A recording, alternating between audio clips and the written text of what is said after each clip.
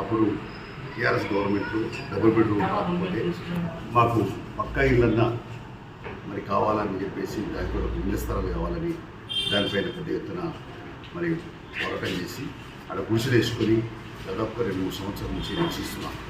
ఈ మధ్య real estate వ్యాపారులు ఏదో రకంగా తప్పుతో పట్టించి రకరకాల పద్ధతులను హెచ్చరికలు చేస్తూ రెవెన్యూ అధికారులతో మరి వాళ్ళతో మాట్లాడుకొని రానిచ్చి పడి వాళ్ళని ఉపయోగించుకొని పోలీసుల ద్వారా గుడిసెలు ఖాళీ చేయడానికి ప్రయత్నించాం.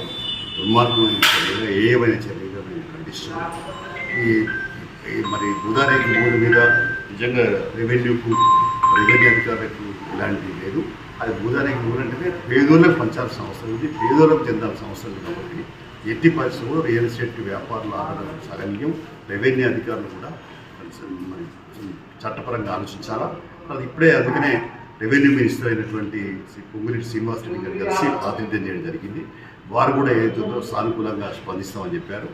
ఇంకా భూదానికి మూలకు అవసరం అనుకుంటే మేము ఫినిషింగ్ కూడా వేసి కాపాడుతామని చెప్పి కూడా అన్నారు.